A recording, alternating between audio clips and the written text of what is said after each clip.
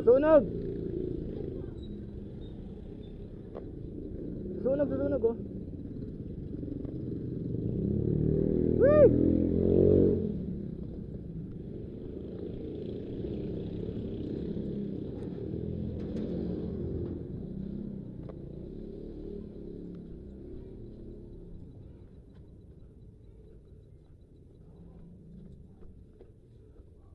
Lolo, papunta pa yung extinguisher, susunog yung kabilang bayo.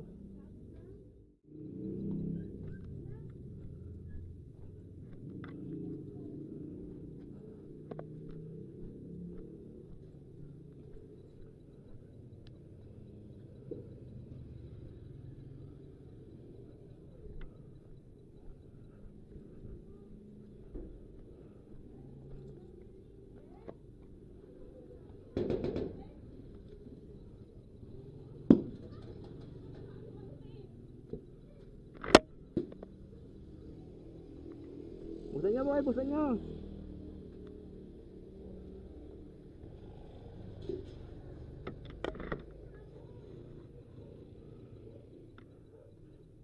Ano?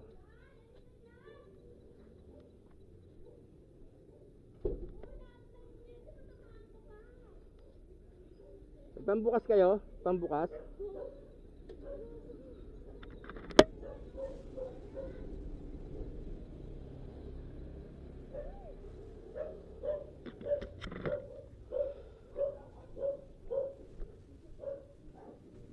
Tawag nyo na, tawag.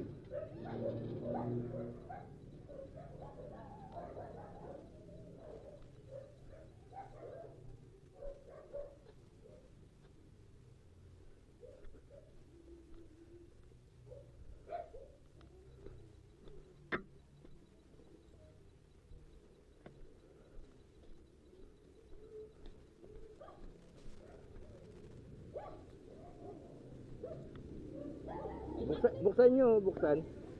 Buksan pre. Pre natin. Mata mo lang, baka pumutok eh. Baka lang titingin. Dito.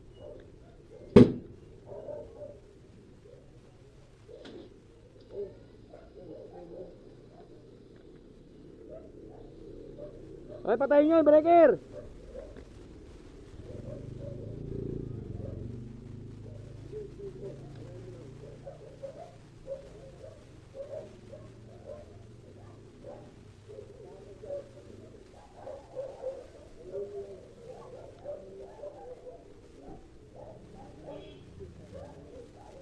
Patayin yung breaker.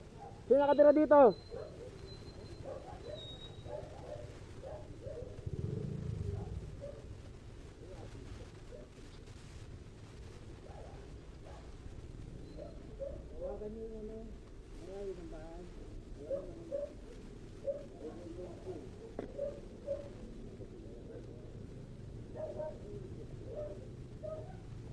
Effective pala ito eh.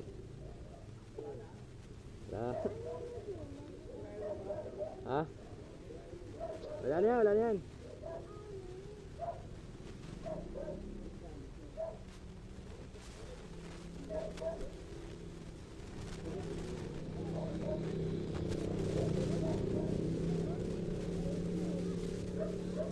Tawag nyo, baba nga, masunog ulit yan.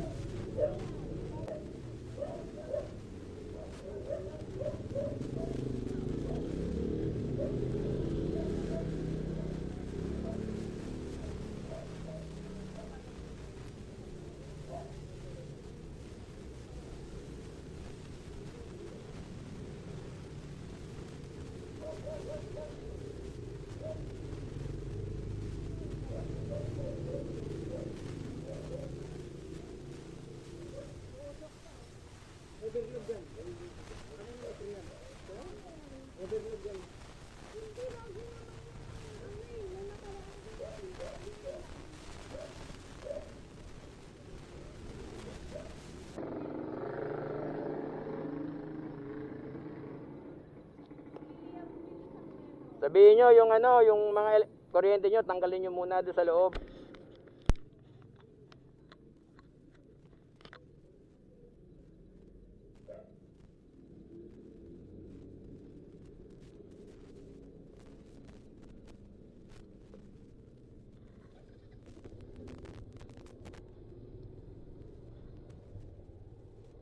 Ay,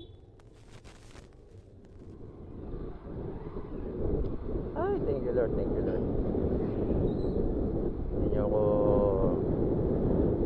Hindi niyo ako pinabayaan.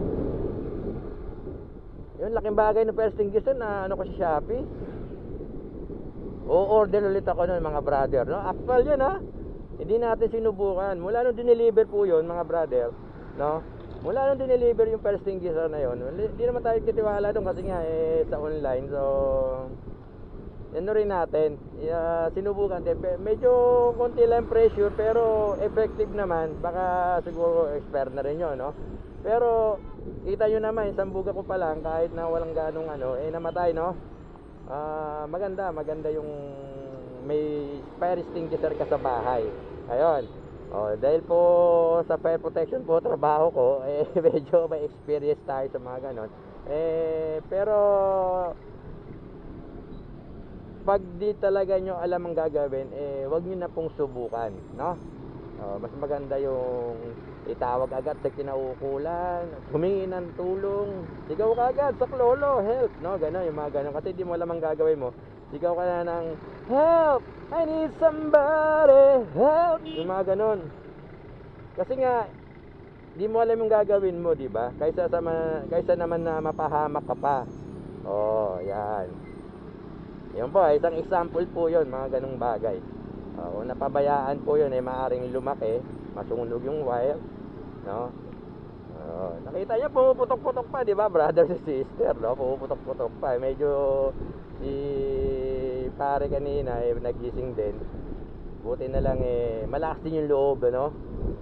Kumuha tayo, unang gagawin niya, siyempre, kukuha kayo ng hindi, yung hindi conductor ba tawag doon, yung dadalaw yan tulad ng kinuha natin po, PVC, no, plastic.